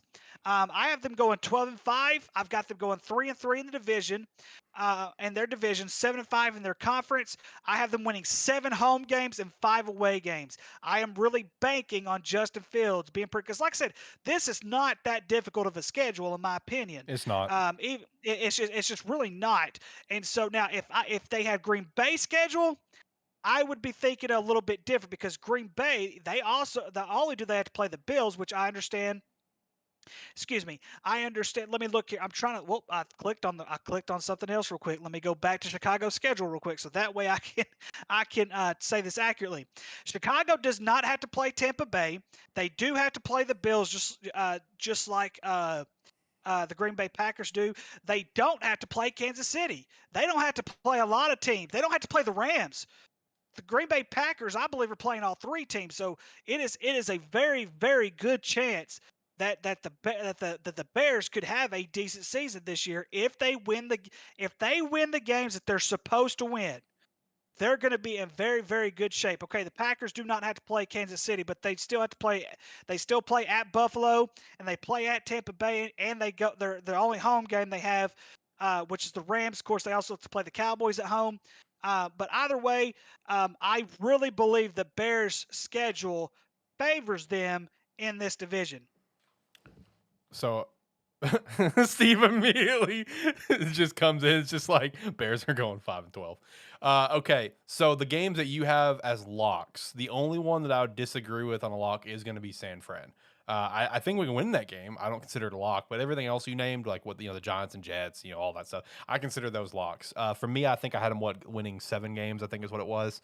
I don't remember both the other wins. I know one was I had us splitting with the Lions. I do think the Lions will beat us once. And then the other ones, I think we're going to get 2-0'd against Minnesota and the Packers. I do see a lot of logic there because again the Packers have a stronger schedule, but like when it comes to the Bears, as the residential Bears fan in suffering, I think Justin Fields can be the guy 100%. The one thing that's going to come down to for this entire season is it's legitimately going to be that offensive line. And I think that's what's going to absolutely kill us this year. And I know people are going to be like, oh, well, look at Cincinnati. Look what they did with one of the worst lines in history. I get this line is worse than what Cincinnati's line was last year, okay? I'm just saying up front. Now, while Justin Fields is an athletic guy and can get around and stuff, we can't do that all season long. And then we also, while I love Darnell Mooney and I love, our Jones that we drafted from Tennessee, I think we're going to struggle in the receiving department. I think Dave Montgomery is going to be a big focus of that offense. Now, defensive wise, we lost a couple pieces. We moved on from Akeem Hicks this season. We moved on from Eddie Goldman, which wasn't a huge loss anyway, and now he retired. I like the guy that we drafted last year, Tonga, in as a defensive tackle. But we still have Quinn. Roquan Smith is coming back, no longer doing his hold in. But the one thing that I think is unbelievably crucial to our defense is Jaquan Brisker, the safety that we drafted from Penn State. And the reason why, ever since we got rid of Adrian Amos and let him walk, and because we did not want to pay him and he went to Green Bay, Eddie Jackson has never been the same. After Adrian Amos, we brought, Ryan Pace brought in, Clinton Dix. And the bottom line is Clinton Dix is not a true strong safety like Amos was. So Eddie essentially had to kind of fill that role as a strong safety, while Clinton Dix played more of that free safety role. And it's been the same thing since we get rid of Clinton Dix. We've still yet to truly fill that strong safety role. I feel like getting Brisker in there, letting him truly be that strong safety, and letting Eddie get back to doing what he was doing in 2018. I think that's huge for our defense. But it's just our offensive line is what's going to make or break us. We got Cody Whitehair, that's great. Braxton Jones, we drafted him in the 5th round this past year, and he's looking like he's going to be our starting left tackle, which is insane. But the dude's played phenomenally. Right tackle will probably be Larry Borom if I had to guess. Tevin Jenkins is still a possibility as well, but I'm kind of over Tevin at this point. But that offensive line is going to be the make or break for us because Fields was running for his life in these couple preseason games, like against Seattle. Who I don't think Seattle has a strong defensive front at all, and they were just blowing through. So while I do see some logic, I personally can't see that record because Justin's going to struggle, because of that offensive line. But I don't know. I appreciate the love though for Chicago and Justin. Hopefully that is the case. I would love for that to be the case. I just don't think it will. That's all it was just love, I man. I just that. wanted you. I just wanted you. See. Thank Here's you. the difference between me and all you Cowboy fan screw up haters. Okay, at least I will show a little bit of love to another team. I'm like, yeah, we're just gonna go there anyway. All right. Speaking of other teams, something else that I'll bring up real quick. Something that was absolutely hilarious. Did you guys happen to see the Madden simulator that they did? They had what? The simulation had the simulation had the Jets winning the AFC East with 11 games. What? They had the oh my god. They had the Indianapolis Colts went 16-1. Hey, Dak Prescott wins the MVP. Colts, baby. I don't remember how many games I had them winning, but they're going to be a team. They're going to be a wagon. Let's go. The more I see this roster, the more I'm agreeing with you. That's one of the other things I've had to look at this roster. Matt Ryan's got to be the guy. I love Matt Ryan. I love Matt Ryan too. I just don't know if he can do it. I just don't know if he can do it anymore. I mean, I just don't think he can do it anymore. This team for the Colts is just as good, if not better, than his Super Bowl team. Like legit. Like the only area they lack is at some wide receiver options. But I think Michael Pittman, I mean, he got over 1,000 yards last year. I think Michael Pittman's going to have an unbelievable year. They have a better running back now than when he had Michael Turner, the burner, or in the Super Bowl, they had Tevin Coleman and Devontae Freeman. You know, Jonathan Taylor blows them all three out of the water. You know, a better defense than he had, you know, when they went to the Super Bowl. I mean, this best offensive line he's had in his entire career. I mean, I'm telling you, man, Colts they're going to be a wagon. This is by far the best team, by far, not even close, even with that Super Bowl team, than what Matt Ryan has ever had. There we go. Ever. He may not have the best weapons ever. I think we can all agree to that, but his weapons aren't bad. That's the thing. Exactly. And on the flip side of this, I was listening to ironically it was Dari and Mel. Okay. All right. Now, Dari had this take that the Colts are gonna they either have two ways of going this season. Either one, they're gonna come out like what I think they are and produce, right? Very well Super Bowl contenders, as long as you get out of that tough AFC, right? Or on the flip side, they're not gonna produce as well as they should because the AFC is so strong, and they'll be like the Chargers team from last year. Right. When you have so much talent on that team, but for some reason it just doesn't produce wins.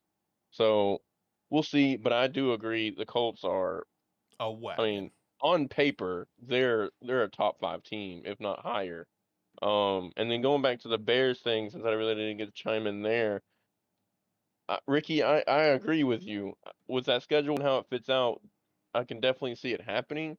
But going back to what he said, that offensive line is a big struggle. And unfortunately, they don't have a Jamar Chase. They don't have a Joe Barrow to sit there and produce there. And as far as running backs goes, I'm not too happy with the Bears running backs. I know Alex has a different opinion on that. I think David is overrated, but I don't think he's bad. Like that's been my stance as a Bears fan since he has been drafted by us. I don't think he's a top 10 running back, but I think he's all right. You know, that I've been firm on that stance. He doesn't show me the flashes that I feel like I need to see.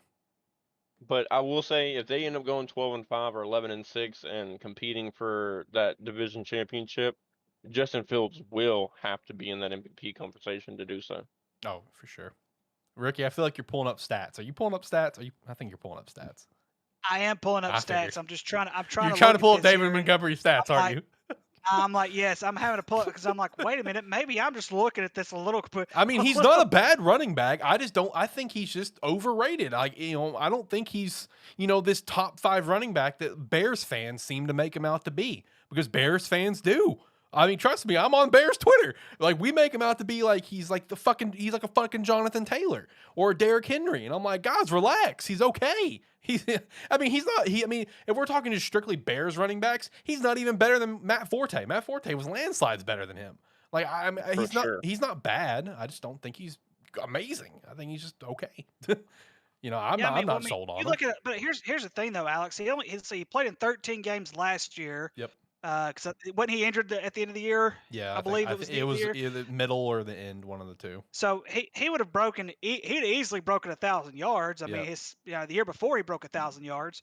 But I mean, still, even with, like you guys have said about how crappy the offensive line has been, it's not completely horrible. It could be worse. I mean, we'll see. We'll see if it could be worse. I don't know. I think this line's bad, but I mean, it could be. We'll see. Anyway, let's get back to college football, though. We got on a big tangent there. I apologize. Okay, so like I said at the beginning, we're going to do our favorite teams for college, but we're not personally doing it. So I'm not doing Miami and Hawaii. They're not doing Arkansas State, and Oregon. We're going to each be calling each other's favorite teams. Who wants to start? I've got Arkansas, since both of you are Arkansas fans. And in honor of Tyler, I will do Penn State. Shane has my favorite team, Miami, and Ricky's second favorite team, Arkansas State. And Ricky has Hawaii and Oregon. So who wants to start with one? Who wants to? For my opinion, if you want me to go first, I'll go first, because I would say Ricky, but I did kind of toss him under the bus, was giving him Hawaii. So I will take. I will take first. Go Bows, baby.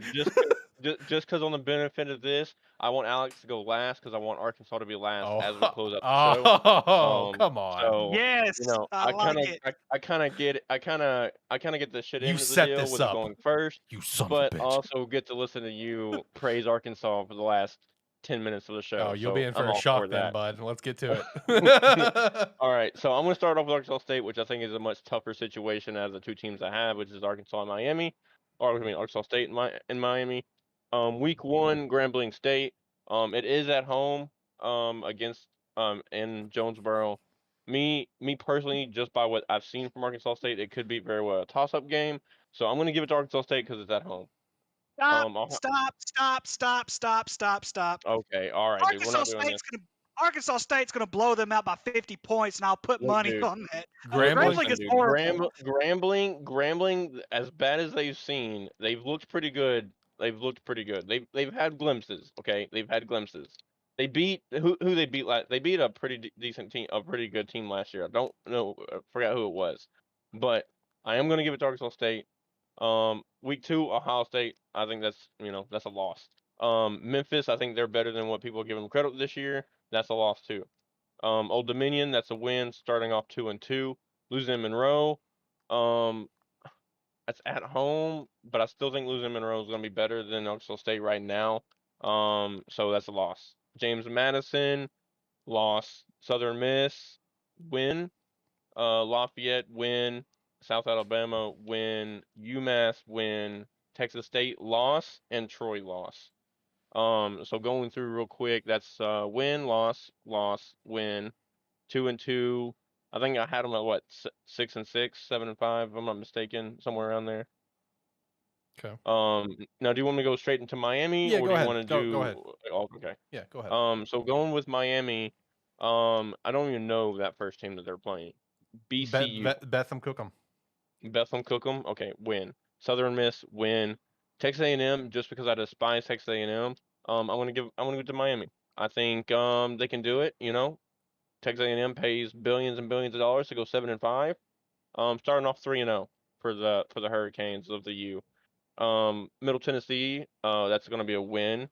North Carolina, toss up. I know y'all aren't fans of North Carolina and how they've been. I like North Carolina and how they're built around. I believe in Mac Brown, but I'm still gonna give it to Miami by a slight win. Virginia Tech, win.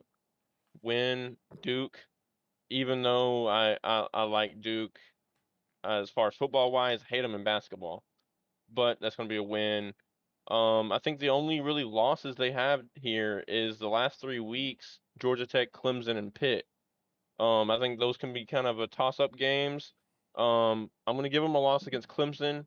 Fair. For some reason, Clemson always pulls out at the end of the year. Now, if this was earlier in the year, if this was like the first 5-6 games, I would probably give it to Miami. But I mean, this is literally the second to last game of the year. So I'm gonna say Clemson gets there. They're gonna be fighting for a playoff spot. I don't know what their schedule looks like as far as what they're gonna be doing, but I'm gonna give it to Miami. So really, only gonna have them losing one game, For and sure. that's two Locked in. Clemson, and that's two Yeah. Clemson. Which that's about what I had. I had one game locked in for sure, lost, and that was Clemson. And then there was a couple games that could be trap games for us. The Texas A&M, Yeah. honestly, if I'm looking at how both teams are built, that's honestly a coin flip, It to be is. honest. Yeah. And I wouldn't be I don't- surprised if we lost. It's either at Texas A&M or it's at neutral field. I I don't have the location of the game I think it's in front of me. neutral, isn't it? I think it's in Dallas. Yeah, it could be a neutral field, but it shows Miami at Texas A&M. So Okay. that's all it shows. So if it's in Aggie Stadium, then that's definitely helps that Texas A&M out a lot. It's a Okay. neutral field, but it's still in Texas. I mean, that's basically home any fucking ways. I mean, yeah, true. It is. So I mean, that's a very well toss up, but I just gave them a win just because I don't like Texas A&M. So those are the two kind of games that I really have that would be losses. But then there's question marks, right? I mean, how good is North Carolina? Honestly, how can Pitt recover from Kenny Pickett? So I mean, those really 4 games are kind of questioning me, but I do have them only losing 1 game to Clemson. Okay. I respect that. Ricky, what about you? Who do you want to start with? Do you want to start with Oregon or Hawaii? I'm still scratching my head that he thinks Grambling's gonna be a game. Oh my goodness gracious! Look, I'm man. seriously What? Grambling won. Here. Hang on. Grambling is in the SWAC, man. There is not a SWAC team who has beat a good FBS team in a very, very long time. And Grambling there won was a like 4 team- games last year. There was a team in it might have not been Grambling, but there was a team that beat It was like Grambling. I don't know. I forgot who it was. I'm looking it up right now. They beat a Power 5 conference team last year. It wasn't Yeah, it Grambling wasn't wasn't that good. Grambling. And Okay. Grambling, I don't think Grambling won crap in Okay, yeah, 2020. Grambling. Okay, never mind. I was thinking of somebody else. I don't know Might who have I been was thinking of, might but have been yeah, Alcorn State. Grambling State lost to Arkansas Pine Bluff. So yeah, that's gonna be Well, that's a for sure it's win. fair that Hey, you were you might thinking have of been, someone else. I think Alcorn State was the one you're thinking of. I'll look it up later too because I can't remember off the top of my head. But I mean, other than that though, I respect the Miami schedule. I respect both of them. Don't get me wrong. I just I'm just trying to get my head wrapped around how Grambling is going to Look, be a ball Look, game. it's fair that he thought Grambling was someone else because Grambling has That is true. That is true. And that same vector image logo that every team in the country likes to use. So that's yeah, fair. that's understandable. The G looks like Georgia for crying out loud. I mean, Green Bay, it's just, Green Bay, Georgia, Grambling.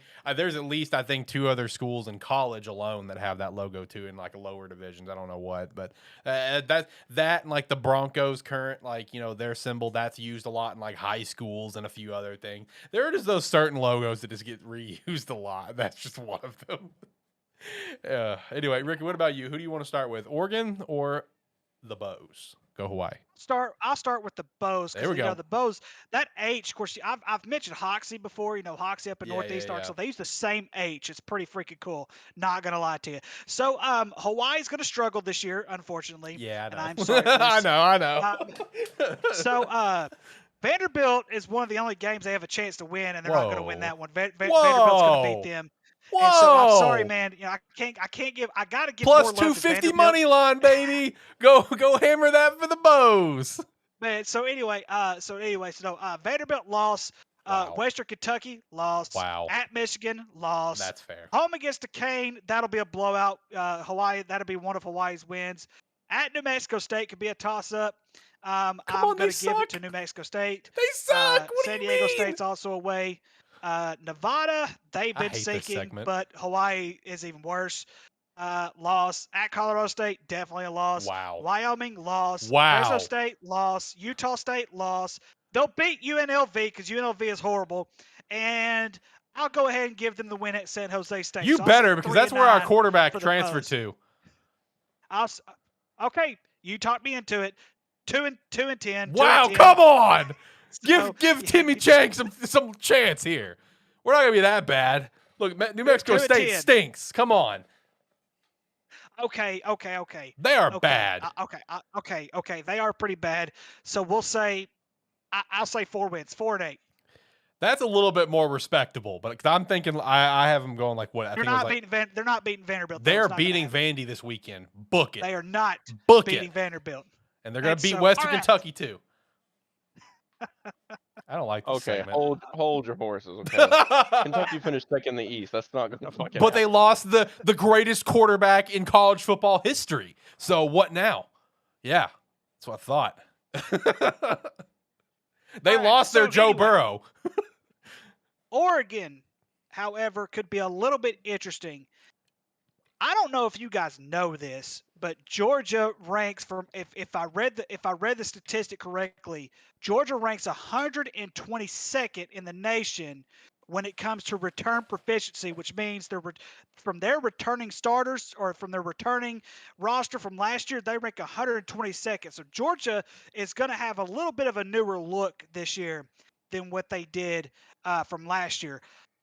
I'm still going to give Georgia a little bit of an edge to beat Oregon, even though, if I'm not mistaken, didn't Bo Nix transfer to Oregon? Yep. So when I first saw this, I want to give it to Oregon because I personally don't think Georgia's going to win the SEC East. That's just me. I don't think they're going to win the East this year, and so it's going to be tough. But at the end of the day, I don't know. They lost a ton to the draft. I'm going to go ahead and say Georgia just because, I know how Kirby Smart recruits, and he's had some pretty good recruits. So I'll give the win. So I'll say a loss for Oregon there. They'll beat Eastern Washington. They'll beat BYU, Washington State, Stanford, Arizona, UCLA, Cal, Colorado, Washington. Those will all be wins. The only loss that I can see besides Georgia is probably Utah. And something else that's weird in my opinion, is if you look at, I'm on the ESPN site, by the way. If you look at the ticket prices for all these games, they're rather cheap except for the Georgia game.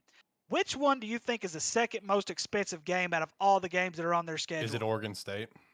Oregon State. How's that possible? I don't Big understand that. rivalry, But man. anyway, The Beavs may suck, but it's a big rivalry. and Go and, Beavs. and that is true. And we've seen this rivalry go either way, no matter how good Oregon has been Go Beavs. over the years. We've seen that. Yeah, I agree. I like Oregon State, but I look. The only and so, yeah, attachment so I have to Oregon State is the last time I got real deep into NCAA 14. They were the first Division I team to offer me a job, and I went there. So I have a little bit of connection. Just a little bit of Yes. connection, baby. Let's go. Yes. Go Beavs. You know what's funny? They were also the first one to offer me an Go NCAA Beavs. Division I job. So yes, I agree with that. So yeah, I'm gonna say 10-2, but I could also see 11-1. I could see them beating Georgia. Okay. All right. So just because it became such a meme, I will also speed run through Wyoming's schedule, but no real thoughts behind it. Just running through it. Just because it became such a meme that Tyler had to adopt them as his second favorite team. So at Illinois, I'm gonna count that as an L. Tulsa, that's a W. Northern Colorado, that's a W. Air Force, big L there. BYU, big L. San Jose State, L, but not a big L, but an L. New Mexico, that's a W. Utah State, that's an L. Hawaii, that's an L. Ricky, that's an L. Colorado State, that will probably be an L for Wyoming. Boise State, that will be an L. Fresno State, that I think will also be an L. So not a good year for the Cowboys, for the Dookie Brown Cowboys. Hey, that's that. Yeah, you're just being biased because they're mascots of the Cowboys. You know what? I don't. Yeah. So therefore, you're a little. My opinion doesn't matter. Okay. Whatever. Going over to Penn State now. All right, so at Purdue to kick things off. Look, I'm going to be honest, that's a W, I think, but that could be like right off the gate week 1, that could be a trap game for Penn State. I'm just going to go ahead and say it right now. That could be a trap game. So it would not shock me if they lose week 1, but I count it it's currently a W. Ohio, W. Auburn, got that as a dub. Central Michigan, got a dub there. Northwestern, a dub. Michigan, L. Yeah, that's going to be an L. Even with everything Michigan's lost, I don't think Penn State's going to get that dub there. Minnesota, that's a W. Ohio State, ooh, that's a big L. Indiana, big dub there. Indiana stinks. Maryland, that'll be a W. But you never know. That could potentially be a trap game. It just depends on how well Tua's brother plays. I forgot his name. Just depends on how well he plays this year. Yeah, thank you. Yeah, it depends on how well he plays. Rutgers, that's going to be a big fat W for Penn State. And Michigan State, that will also be an L, in my opinion. Basically, I think I could see Penn State losing literally all 3 games that they have versus ranked opponents this year, legitimately, at least in my opinion. All right. I know the moment you guys have been waiting for. All right, here we go. Roll, please. Here we go. Actually, you know what? We're going to stand up for this one. We're going to really bring some energy, boys. You know, I got some. No, go back up. It's working on it. Dun, dun, dun, dun, dun, dun.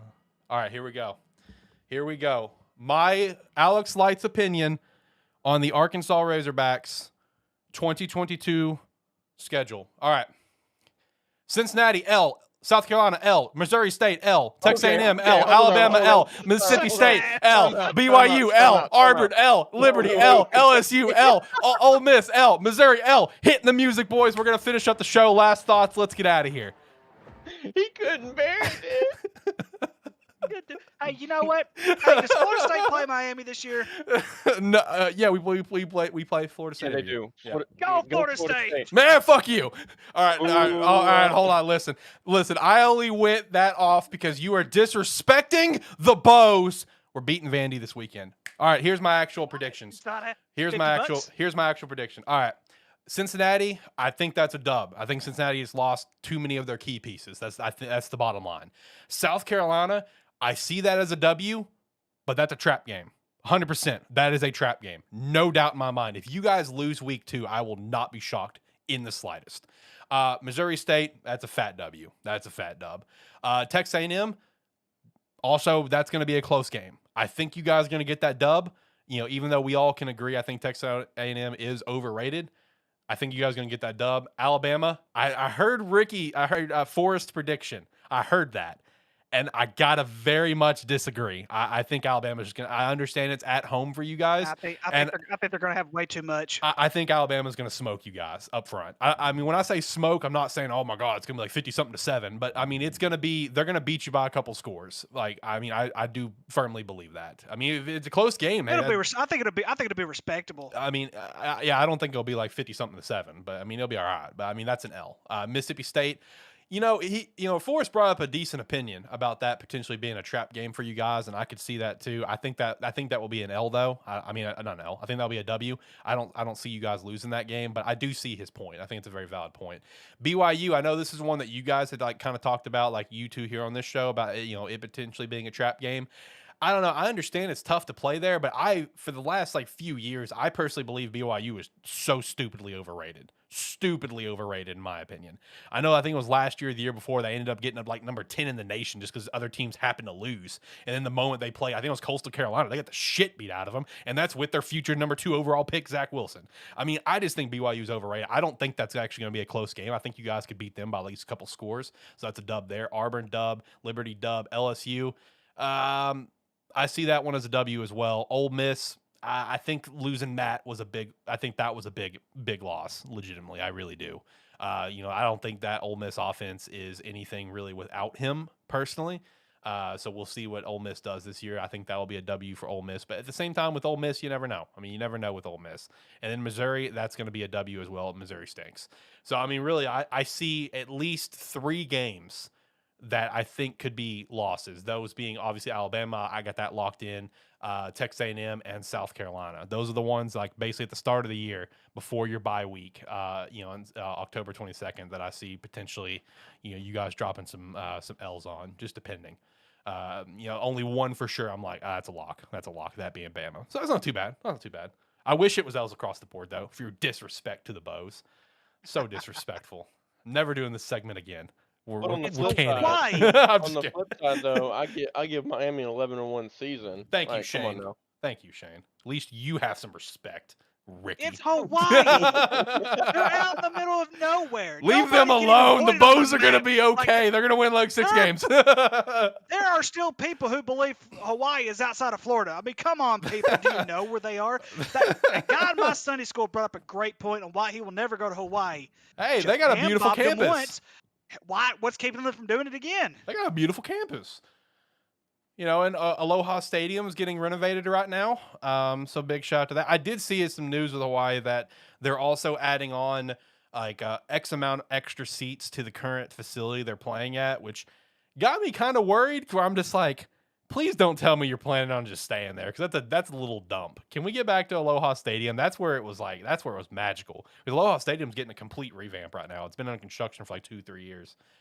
So maybe they're just doing it as a temporary thing just because they know it's going to be a few more years so they get back to Aloha Stadium, and I hope that's the case, because that facility they're at now is a little rinky-dink, like high school dump, in my opinion. It just looks like honestly, I think it's just their practice facility. Legit, I think that's like their current home stadium is like just their practice field. But whatever. Aloha Stadium is going to come back bigger and better than ever. All right, so let's hit some quick hits here, and we'll work our way out of here. We're almost at like 2 hours on this, so work our way out. So the first thing up is Nick Saban extended to 2030, on a $93.6 million contract. So congratulations, guys. You got to deal with Nick Saban until 2030. So there you go. Hope to God he doesn't make it through that contract. Oh, he will. He will. Next up, Colts punter Sanchez, man, he apparently suffered a torn Achilles. So that's a big oof there. I've personally torn my Achilles. I know how painful that is. So, I mean, big shout out to T's and P's there. Next thing, story of this man's career. I legitimately just feel bad for this guy because, like, this guy is one of the biggest, like, what ifs, I feel like, in the NFL. The Saints have placed wide receiver Kevin White on the IR, his natural home. Man, this guy cannot ever stay healthy. I'm surprised I knew he was on the Saints, but I'm surprised the team will still ever give him a chance. And I understand it's because like of the talent that he has. I get it. but he literally legitimately cannot stay healthy. So that's just like the story of man's career. Next thing, and I thought this was kind of fun. So I've been putting up polls on our Twitter at Terrible FB Show. You should give us a follow. And for NFL division winners, we have now made it through the entire NFC. So I'm gonna shout out those those predictions, and next week we'll do AFC North's up right now. So for the NFC North, Twitter says that the Vikings will win the division, 50% of the votes. Packers with 41.7, Lions with 8.3, and the Bears with 0. Thanks, guys. Thanks, guys. Appreciate that. Where's the small violin at? Yeah, just that doesn't hurt at all. Anyway, the South. I don't know what Twitter's smoking, honestly, because the South, they got the Falcons winning 46.2, Saints with a 30.8, Bucks 15.4, and the Panthers 7.7. So, all right, Twitter. Shout out to you. For the East, the Eagles 47.1. Now that's a possibility, but here's what shocked me. They have the Commanders with a 35.3% of the votes, and Cowboys with only 11.8% of the votes, and the Giants with 5.9% of the votes. And then lastly, with the NFC West, Rams with 47.6% of the votes, 49ers with 33.3% of the votes, Cardinals and Seahawks both with 9.5% of the votes. So people voted for the Seahawks, but not one person, myself included, didn't vote for the Bears. That's just disrespectful. Flat out, once we get to the AFC South, I swear to Christ, if people vote for the Texans, but no one voted for the Bears, I'm gonna lose my shit. Like, let me make that clear. So hey, can I stop and interrupt something for just 1 second? Yes. Because here is something that's very, very peculiar about the SEC Media Day. There was one who voted for Vanderbilt to win the SEC. No shit. No shit. That's funny. Hey, that guy's got some balls. The fact that your Bears didn't get it, good as that is. Man. Hey, at least I respected the Bears. I respected the Bears. I didn't get any respect. Yeah, I'm just going to go on. Anyway. All right, so that was it for quick hits. I guess the only other things is to note is picks. Next week, we will be officially naming who we're going to officially start our predictions every single week. We'll shout here on the show. I've already named the picks at the beginning of the show. They will be available to pick on our poll here later, so make sure to join that and compete against us. Then the week after, of course, we're starting NFL picks. For betting, here in a couple weeks, I will be shouting out some bets. I don't think I'm gonna bet on college football. I like college football. I love college football, but I don't follow it as religiously as I do NFL. I feel more confident betting on the NFL, so I think I'm gonna avoid college football except maybe big games. But NFL, I will be doing bets on. I've already been eyeing some that I've got on my radar, so we're going to look at that here in a couple weeks. And our fantasy league, Terrible Football Show Fantasy League, our draft is Thursday. I might go live for it. We'll see. Honestly, it just depends on my mood on Thursday. If I want to go live and get a full live reaction of the fantasy draft. So we'll see. But yeah, like I said, run your what's the website? Run your pool. Yeah, runyourpool.com. Both the links are down in the description below for college football and NFL, whichever one you want to call. Shout out to Steve. I know he joined the NFL one, but college football pro, hop in. Whoever comes out on top will win a prize. I don't know what the prize is, but it will be worth your while, I promise.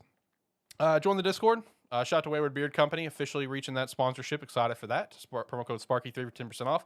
Really pumped to get that product. I did a pretty big order. I wanted to try pretty much everything. I wanted to be able to really give you like opinions on everything they have. So I'm really pumped up about that. Do you know what my favorite Lamb of God song is, Alex? No, because we never talked about it, but I'd love to know.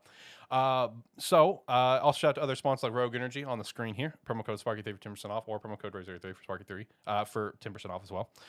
Sign up to the website, SparkE3.com. You sign up for free. It's not $5 a month. We'd appreciate that for sure. As well, check out the merch store. $5.12. All right, dude, you need to relax. SparkE3shop.com. Check that out as well. I'm going to hit the music. Boys, last thought, shout them out now. This is the time. Woo, Pig Suey, baby. Let's go. All right, Tyler. All right, you're muted. You're done. You're muted as well, Ricky. He's actually muted. Yeah, he's dancing. Okay, all right. Hey, yeah, thanks, Steve. Thanks for stopping by. See you next week here, and I'll if you're working tomorrow, I'll see you tomorrow. I'm stopping by your store tomorrow. But do you guys want to try to do the shout with me on the way out, or do I need to solo this? I thought I was muted. You're unmuted now. Okay, let's do it. All right. With all that said, thank you so much for listening to a terrible football show. Football show. We'll get this down eventually. Way delayed. We'll get it. We'll figure it out. We'll figure it out. It's the internet.